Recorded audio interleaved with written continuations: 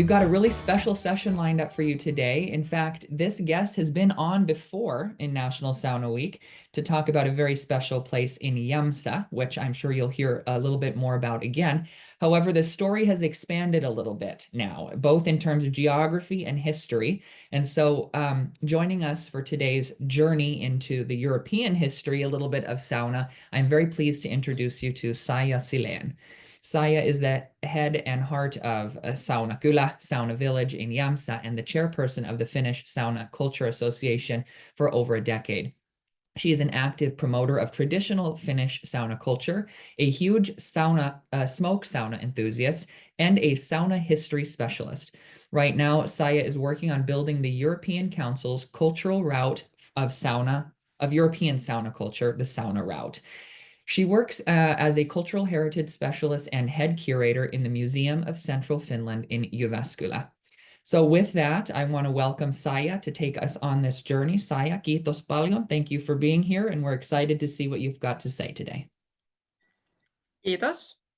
Great to be here again and with the new topic, or not new topic, but a wider perspective to our more known Finnish sauna.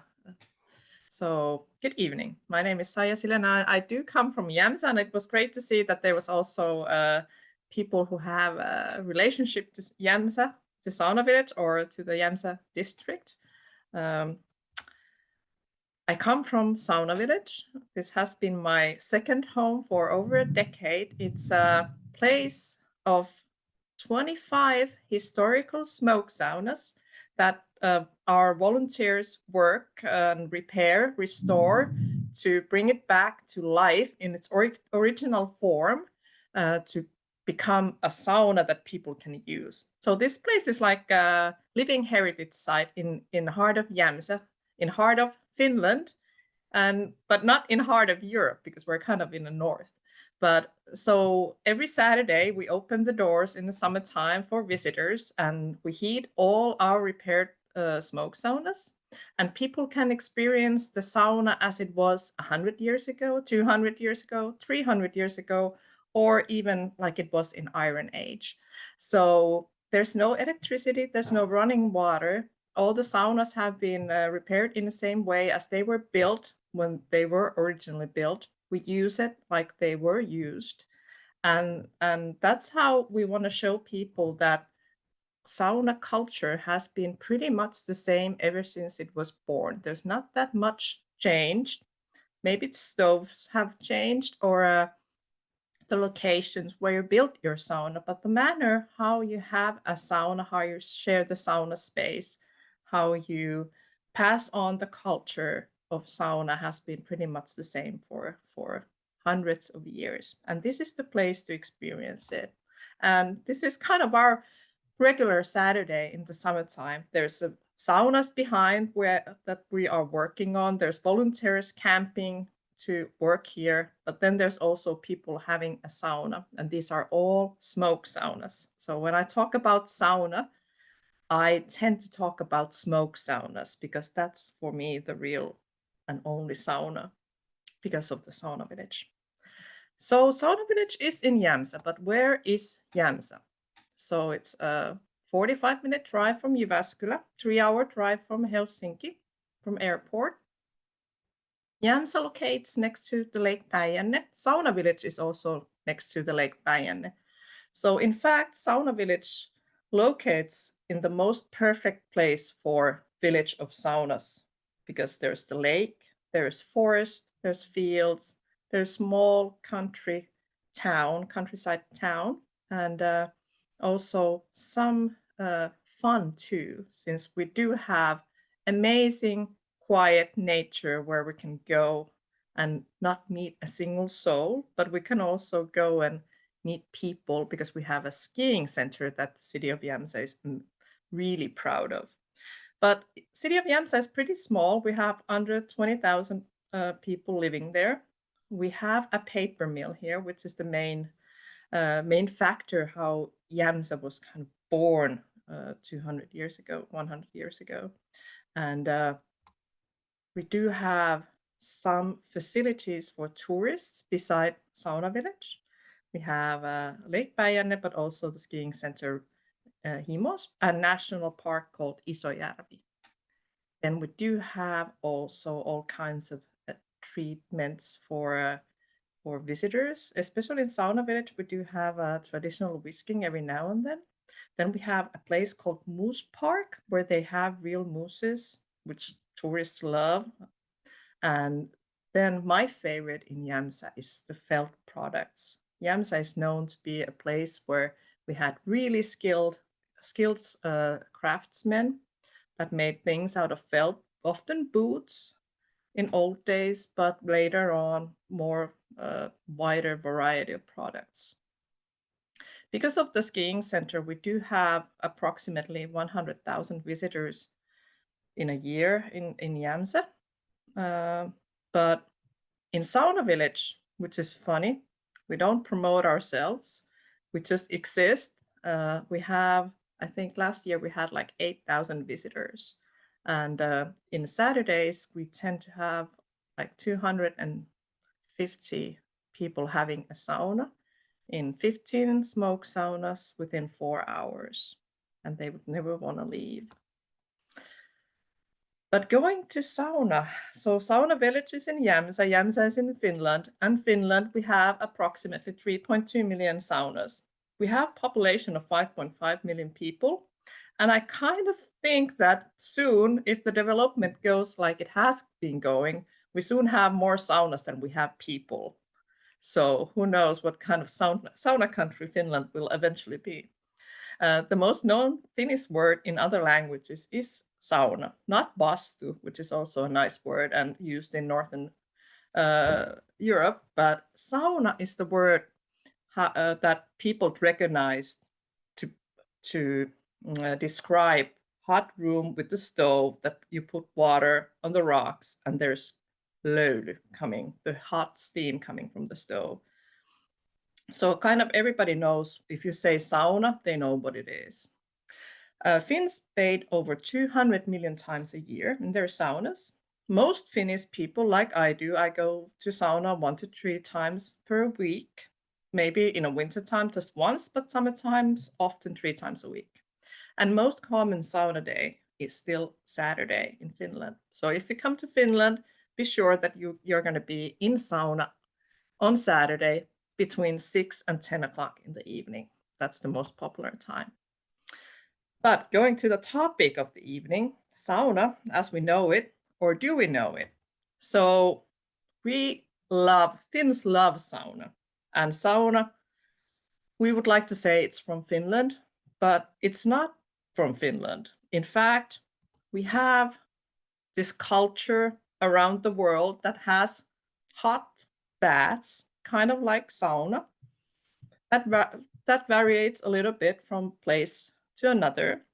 But what we do have to say is that sauna, the Finnish sauna, is the most strongest sauna culture of this all. So we have sauna, which, like I told you, I like to talk about sauna as a smoke sauna, but it's also the sauna that has a chimney. We have Finnish sauna, we have Estonian sauna, then we have Swedish bastu, we have Norwegian bastu. Danes apparently had some saunas, but there's no evidence that they had a sauna culture like other countries. So Danish people have nowadays saunas or bastus, but it's not as popular as it is in Norway or Sweden. We have German sauna, we have Latvian, Lithuanian, and of course Estonian sauna. If we talk about modern sauna culture, we know Finnish sauna worldwide, but also Estonian sauna culture is really strong, and especially the smoke sauna culture there is vital, and they also use a lot of traditional treatments with it. Okay, so we have the Northern European, Scandinavian sauna, which were all these countries that I just mentioned. In these countries, the sauna was place to get your body clean, but also you get treatments like massage, whisking. It was for your health. it was for hygiene, but it was also a place where you manufactured food. You made malt, you smoked meat or cured meat, and smoked fish. There was rites. There was traditions of Christmas sauna or a May sauna or a midsummer sauna. These all related to the sauna culture, which was in North Europe and Scandinavia. Then we have the banya, which is Eastern sauna culture, more in Russia. There's black and white banya, kind of like smoke sauna and modern sauna, but it's a different structure from Northern European sauna. So there's 3 rooms. They have different kind of stove structure, and they didn't use their banya as widely as the North Europeans used their sauna building. Then we have the ritual sauna, or a sweat house of sweat that isn't really like sauna. It's more for healing rites, ceremonial use, and it relates to tribes and local culture, nomadic people. And that purpose, or the purpose of that kind of structure is different than from sauna or from banya. Then we have this ancient form of sweat baths or hot baths is the Roman sudatorium, steam bath.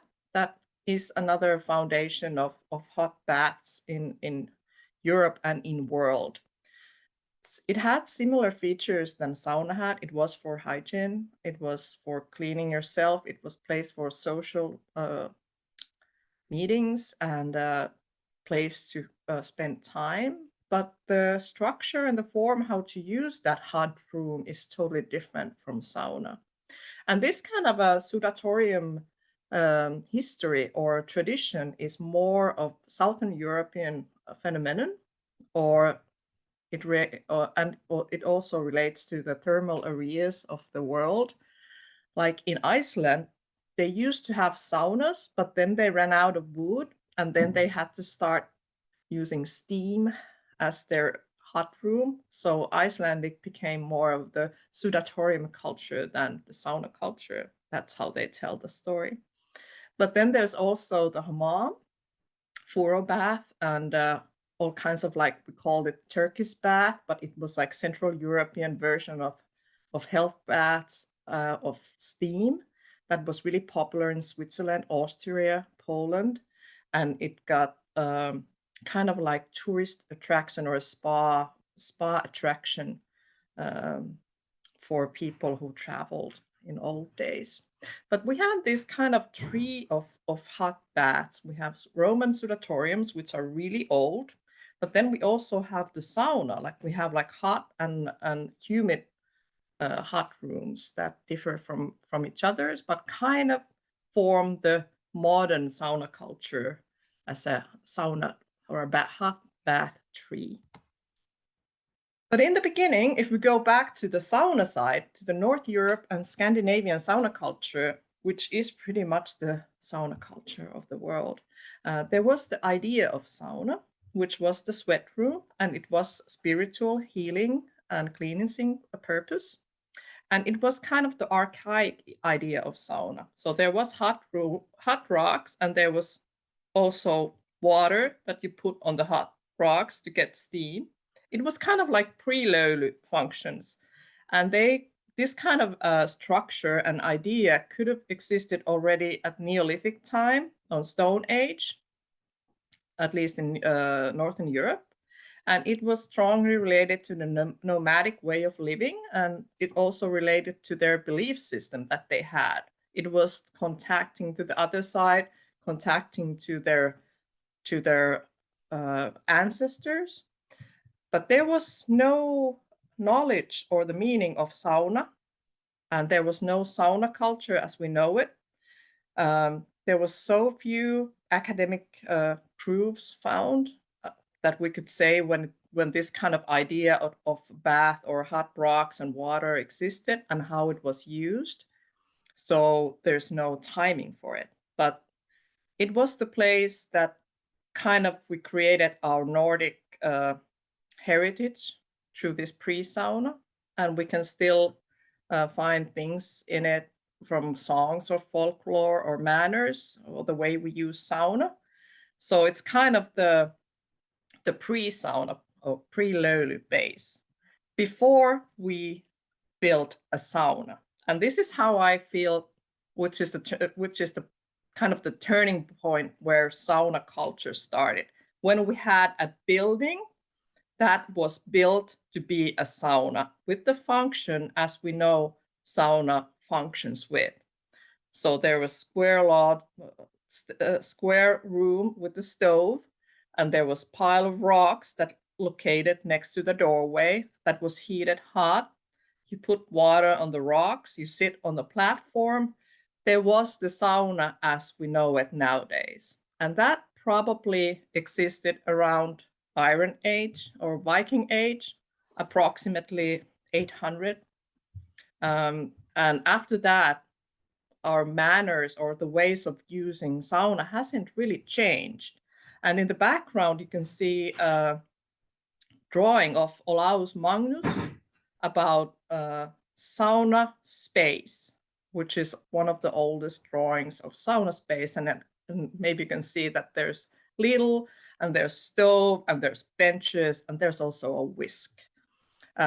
Oldest descriptions of sauna, how to use a sauna, was in Daben Istva, that was in Viking Age. A writer or historian who went all over Europe and wrote stories about what he saw. And in Russia, nearby Volga, he described how to have a sauna. And that's how we know that there was a sauna.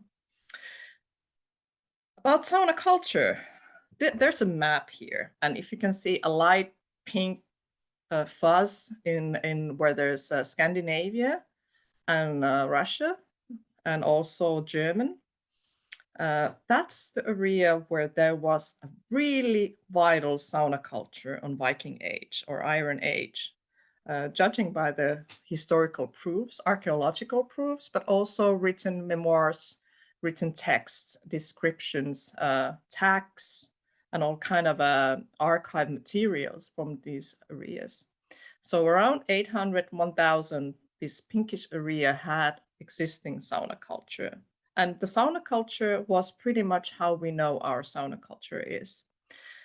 What I want you to know is there's this dissertation from 1960s done by Professor Ilmari Talve, who was Estonian ethnograph who lived in Finland, but he did his dissertation to the Stockholm University.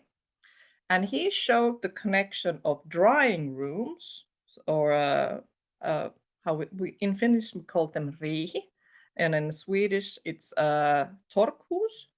And probably in English it would be like drying house or drying room, where we dried linen, hemp, malt, and all kinds of grains.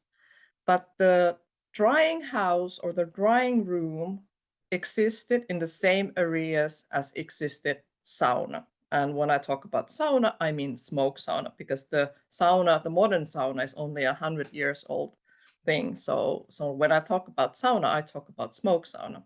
And if you think about the structures of smoke sauna and a drying room, it's pretty much the same. So this is a good thing to know.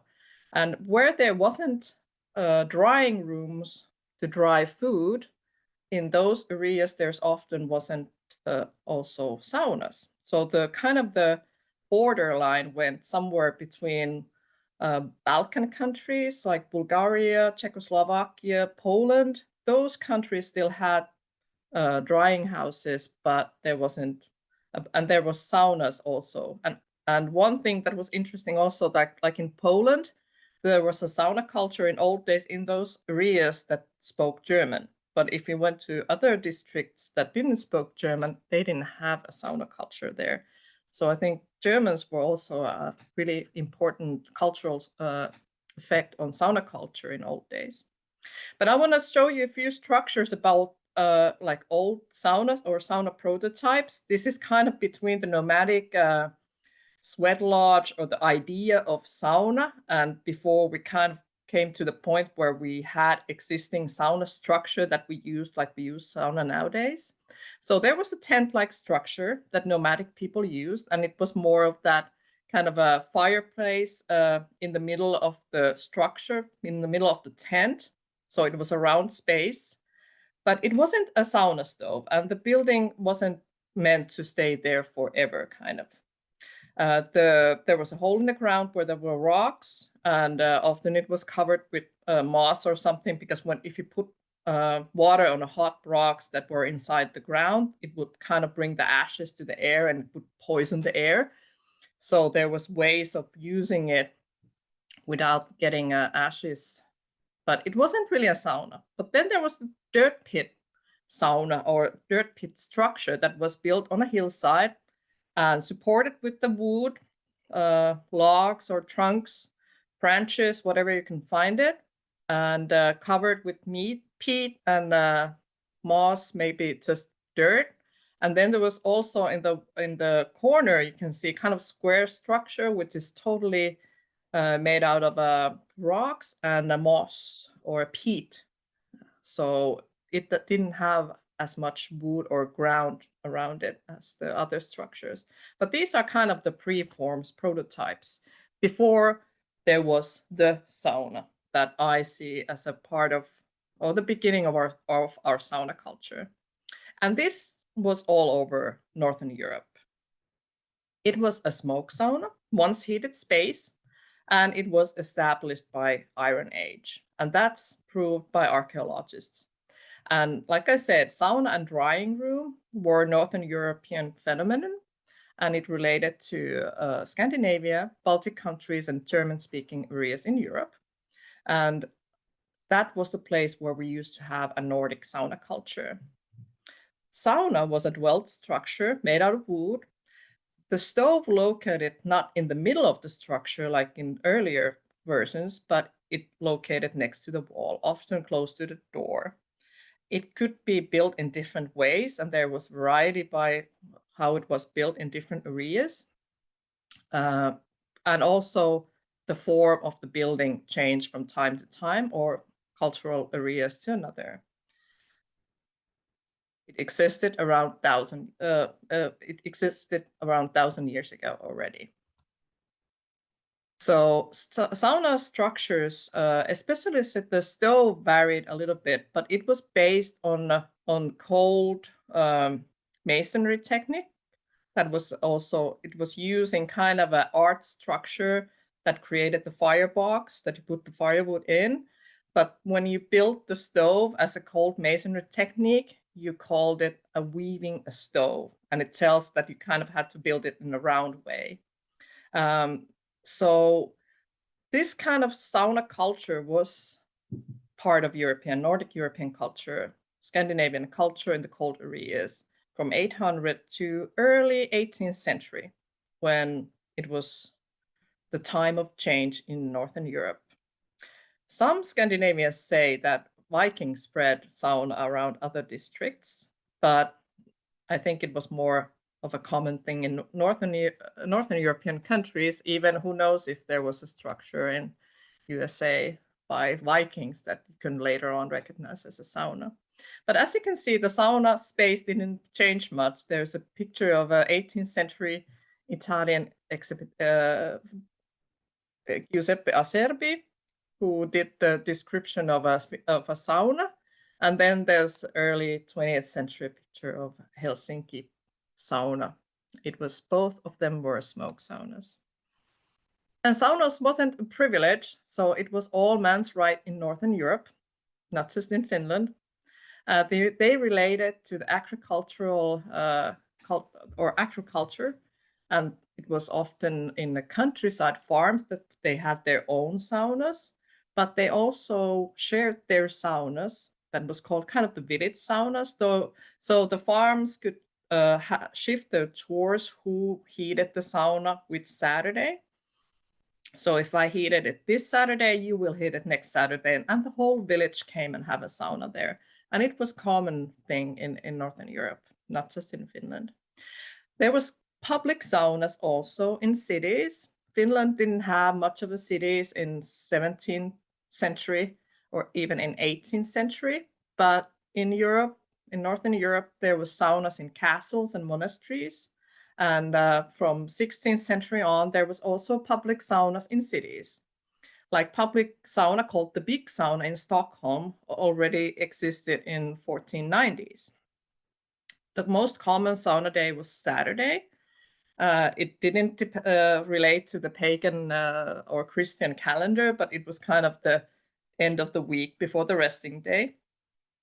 And then we also had around the Europe celebrational sauna that had certain rites. Like we have information from Germany from the 14th century that they had a thing called midsummer sauna that was documented. And they also had a May bath that existed in text in 1450. Also, one thing that I want you to know about sauna, besides that it makes you clean, that heat was integral part of healing, and heat was integral part of public saunas that were used also as a place to cure illnesses. So it was kind of like a hospital, early hospital. So like in Stockholm public sauna, I think this was the same big sauna, they had a person called Master Örjan, who in 1519 healed people and got paid for it. And he had certain days in that sauna that was only for the sick people to come in there to get healed. And also in those parts of Europe that we know that had kind of, if we can say, like weak sauna culture, like let's say the Czechoslovakian parts, the northern parts, they had saunas and they had drying rooms, but the saunas were used, or the sauna buildings were more used to heal people's sicknesses or the ache of old age than having a sauna like we have it nowadays. So kind of the more souther we went with the sauna culture, the narrower the use of the sauna became, and the like the most where the culture was the thinnest, then they used the sauna just for healing. And here's some things that combine North European sauna. So we had the tradition of grain drying cabinets that related to sauna. So they existed always together in those cultural areas. Then we had public saunas in cities, and we had private saunas in countryside. Heat of sauna was part of the healing methods and part of the sauna treatments. Whisking was known all over those countries that had sauna. So whisking was everyday thing. A combination of hot sauna and cold water existed always. It could be just water or snow, but often sauna was kind of located in a place that there was a river, lake, or sea, something that you can wash yourself and dip in, but also just a combination of hot and cold. That's really popular nowadays. Sauna day was Saturday, and important events of the lifespan or the circulation was always celebrated by having a sauna in Northern Europe. So yeah. So sauna wasn't a privileged. So whisks were used already in 16th century everywhere. Beer was a really popular drink in European sauna culture. Making malts was also part of it. They were made in a sauna or in a drying room. Then we had sauna and bath together, sauna and water. And there's also tradition in Europe that men and women were together in sauna at the same time, but in public saunas, they haven't been any descriptions. Did they really bathe together, or were they just in the space at the same time? Well, the fall of European sauna culture, there was reasons for it, and it all happened in 16th and 17th century and beginning of 18th century. So we were attacked by epidemics especially in 17th century, when syphilis became a problem in European capitals. We had ideological movements especially in Christianity, that had strong impact on cultures. So being naked with other people in hot rooms suddenly became unacceptable. And it kind of also changed the general ideas of what's good and right and what's wrong. And the sexuality became an issue, especially in cities, in big cities. Of course, there was probably also a side effects of sauna spaces, and they were known to be also brothels in some parts of Europe. So, and because the kings led their countries with the advices of churches, especially like in Sweden and Norway, in 18th century, the king made illegal to visit saunas. So even Finland was part of Sweden at that time. I guess we didn't hear it, but the Norway had it really strict, and the Swedes had it too. So by the time of I think 1740s, the last public sauna was closed in Sweden, but in Finland we just kept on going. So one part why probably Finland didn't suffer from the fall of sauna culture was that we were so far away from Stockholm. People didn't live in cities. We were kind of here and there, pretty far from each other's.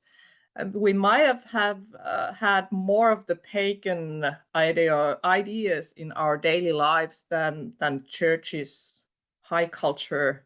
So maybe we didn't take it so seriously here. Maybe we thought that the sauna was more important for us than what some king said. And then there was the effect of East. So Eastern Orthodox Church did not ban sauna. Russia had a really strong sauna culture all the time, and it also affected in Finland, and more so especially from the 1809 when Finland became part of Russia.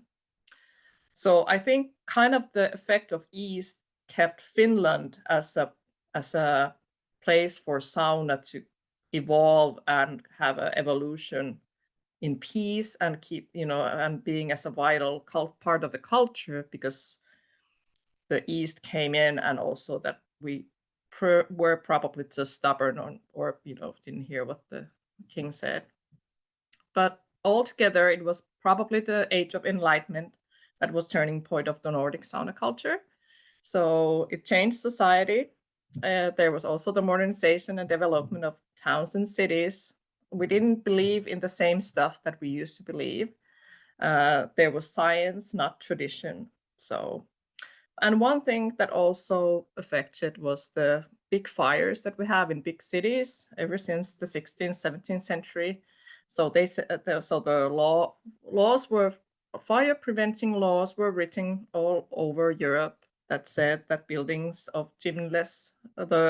chimneyless house was forbidden. Baking houses, blacksmiths' huts, and saunas should be built somewhere far away from the main house and not in cities. And also from the European perspective, and also Iceland, there was the use of wood. There wasn't as much wood to be used to burn. So I guess that would be also one thing that affected also how you build your buildings. How many buildings do you use? And do you heat your buildings with wood that you don't have? So that especially in more southern parts affected.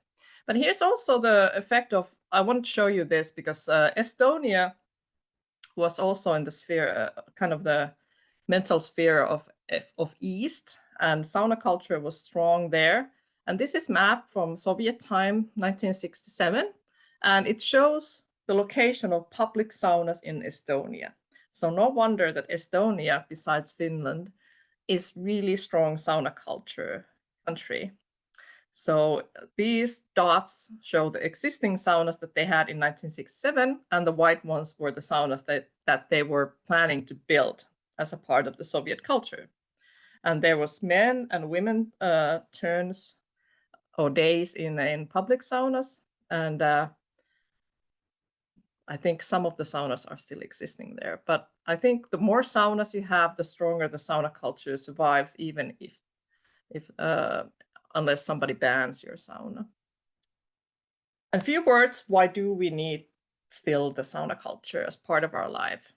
So sauna culture was part of the North European culture until 17th century, early 18th century.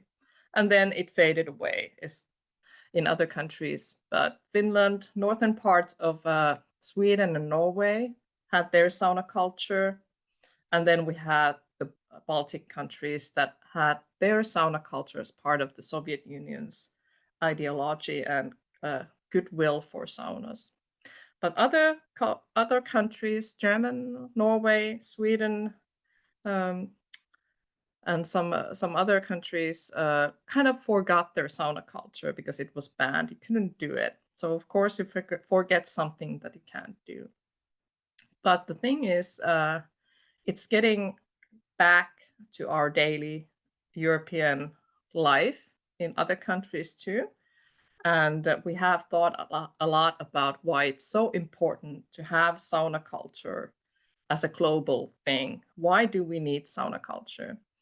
And my point, my view for it is that there's few things. We don't have a lot of things accessible nowadays that everybody can attend to, especially if it's a place for peace.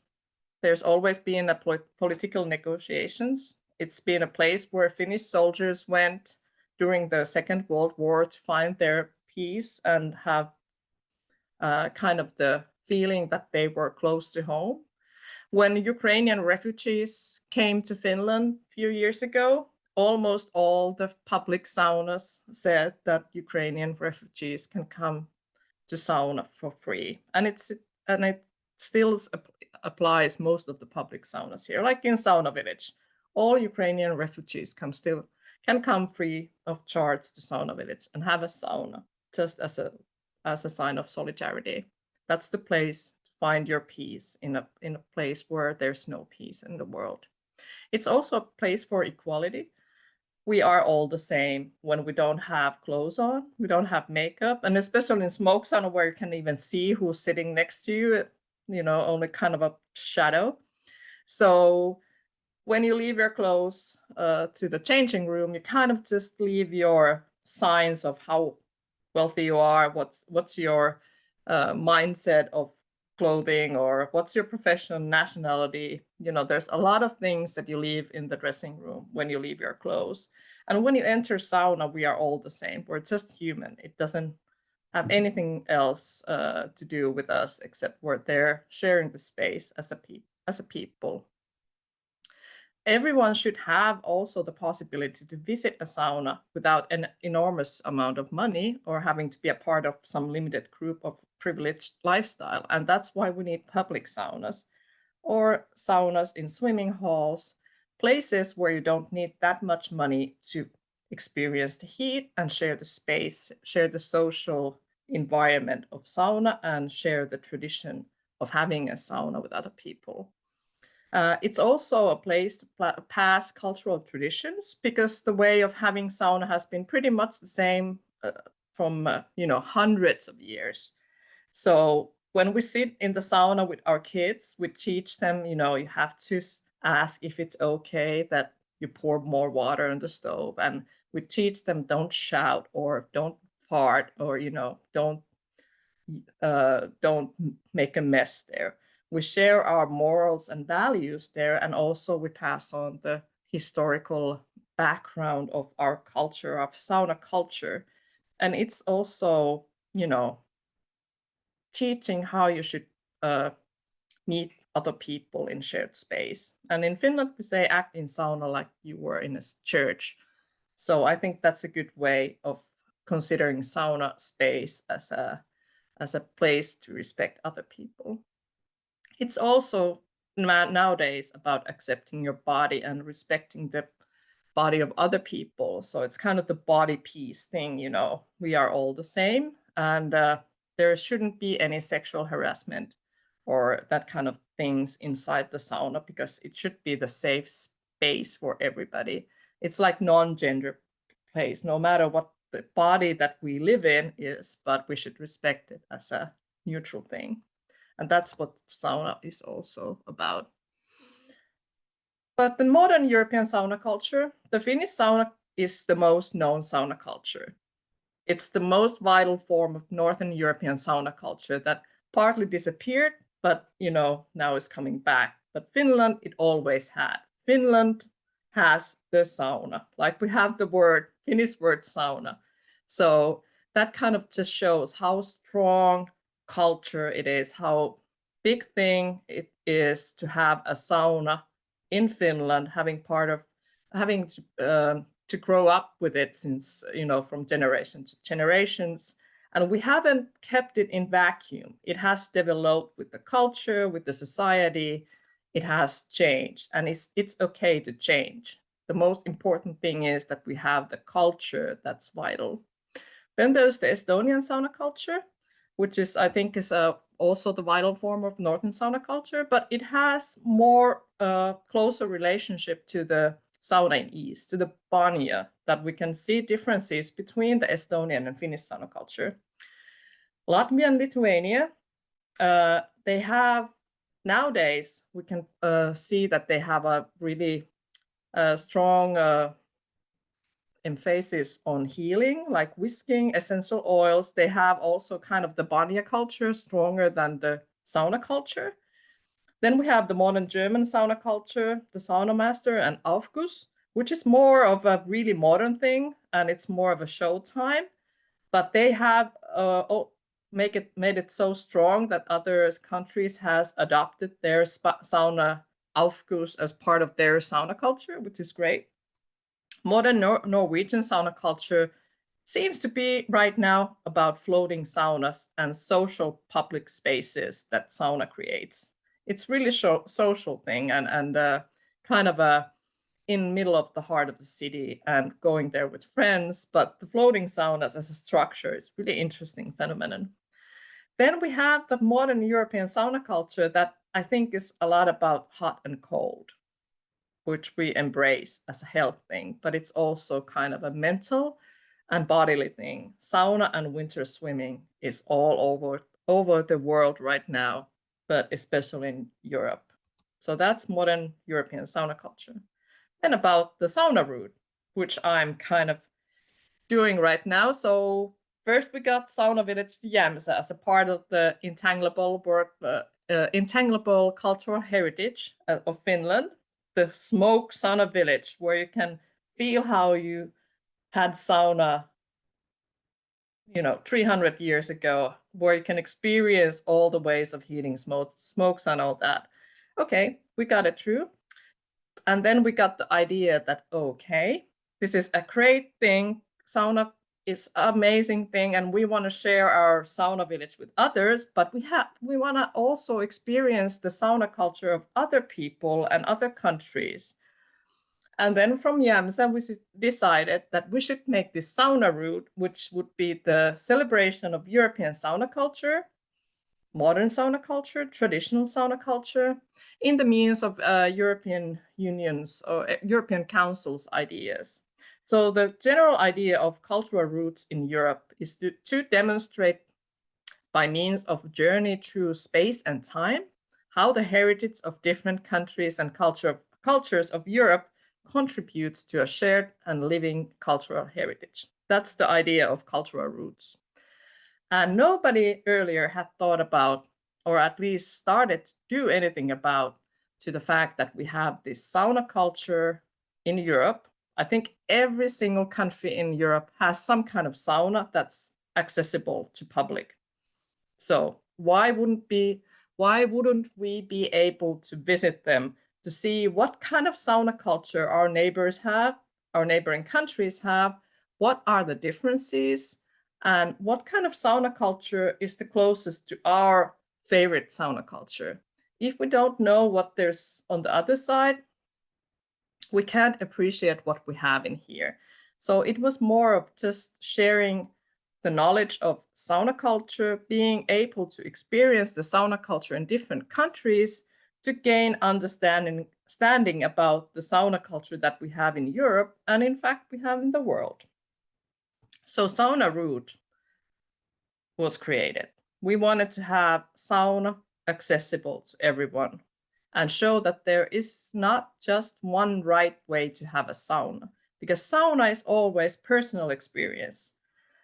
If you're a Swede, your personal experience of sauna is different than we have here in Finland. And then there's also the personal level. I like my sauna as a 70 degrees and humid, when some other person likes it 100 degrees and dry. And some like it in spas, some people like it in smoke saunas, some people like it in their own sauna. We all like different things. But the best thing about sauna is to share it so we can understand more what we like and why we like it. And then we can embrace the sauna culture. And now we are trying to get a European Council certification for this idea and network of European saunas. Right now we have Finland, Estonia, Sweden, and new coming Norway as part of the first countries of European Sauna Route. And we are now negotiating with the UK, even they're not Europe anymore officially, but they are allowed to join us. But the Sauna Route's main task is to promote our amazing variety of different kind of saunas and our common European sauna culture that had history together, got lost, and now we are in some parts finding it again. And then in other parts, we are just embracing it, what we have already. So we want to keep sauna culture alive and vital everywhere as part of our European or global intangible cultural heritage. And we want sauna culture to evolve, not just holding on to the past, because modern sauna culture is as important as traditional old sauna culture. So we want to support that development in Europe. And Sauna Route will do its work so that we're going to collect European countries, part of the Sauna Route, and their sauna destinations will be collected to one internet service, interactive map that has historical content and also the information how to find it. You can map out the route that you want to visit. If you want to go to Stockholm to Gothenburg, you can find all the public saunas from that route that are open when you're going to travel. If you are a huge fan of sauna treatments, for example, whisking, you can map all the places in Europe that provides a whisking services or traditional washing services, and you can visit there one by one, having the experience having sauna treatments in Latvia, in Lithuania, and Estonia, in Germany, in Finland, in Sweden, in Italy, who knows? And then we want to help public or travelers to find different saunas to visit in Europe, wherever they go. We want to promote and present sauna traditions and also the new sauna forms, different sauna services, sauna events, sauna destinations. And we want to support sauna culture and show all the positive effects of sauna to human life, peace and love, and having a sauna being the happiest people of the world because you can visit saunas. So we have 5 themes of specialists that kind of create the content of the Sauna Route. And that's the international kind of networks. And the teams are the Sauna Route members. Every single member of the Sauna Route are in that one theme. Then the Sauna and Science team that connects all the university researchers, information, whoever wants to provide some kind of new knowledge of sauna and share it with other people are welcome to this network. Then the Sauna and Visual Culture, Music and Literature team. And then we have Sauna and Education team who are working with the institutions, educating kids, youth and adults about sauna. And then we have, of course, the environmental perspective of having a sauna as a ecological cultural traveling destination, and how we can improve that because we use wood. And that kind of in the end, because I think I'm running out of time, here's also kind of the ideas of how we can map out certain kind of things for sauna lovers to find. And we are running as a voluntary organization. Again, we don't have yet any hired staff, and we run with some funding of European Union, and we have membership fee, which is like 60 euros for a year. And the idea is eventually collect things together so we can show the best places where you can go and roll in the snow and after a sauna. And hopefully you'll be able to someday visit the places that provide this service you to try. But here's a few pictures from Finland, because we love hot and cold. And the best thing that we know, it's not the hole in the ice. It's terrible. And in old days you couldn't even swim, so you would, drown. But we do it that after a really good sauna, we go out and roll in the snow and get all the sweat to the snow. And also for the ladies, it's really good way of peeling the dirt and skin off the surface of your skin, because there's kind of those icy sticks, and also the water that comes when the snow melts. It's just amazing feeling. So don't try ice swimming, try rolling in the snow. That's my ending for this. Thank you for the patience. Thank you, Saija, for this. This is wonderful. I don't think we've ever had anybody on here advocate for rolling on the snow over going to the Avanto, but I think that this is it's a great new thing. Perhaps you've started something here, rekindled, a tradition here to go roll in the snow. Great old new thing. Exactly. Yeah. It's funny you talk about that. We have actually 2 sauna songs this year commissioned for Sauna Week, and one of them that was written was called Old Wisdom, New Fire. And so it sort of is in that same vein of old becomes new, or there's wisdom sort of in the way that old things have been done, right? And so revisiting that can lead to actually sort of a new fire, a new application in the modern world. So wonderful work on this, Saija. I think there's a lot of questions that we could go through here, but I think the sauna sort of family tree that you showed at the very beginning is one that sticks with me. How it, like you see with languages, how are languages related? Well, languages, there's not one right language or a wrong language, but there is a different one. Swedish is different than Norwegian, is different than Danish, but they're all related. Same thing with sauna. I think that's the first time I've sort of conceptualized it that way, thanks to your input. So this is wonderful. And the peace, right? Sauna as a place for peace, equality, I think is more important today than ever before. So you're doing great work. We wish you all the best on your project with the European Sauna Route. So we'll be in touch about that. If you want to be in touch with Saija, you can get a hold of us. I'm sure she's discoverable online. You can also contact us at Finlandia Foundation National. Would be happy to pass your contact along to her. So Saija, kiitos paljon.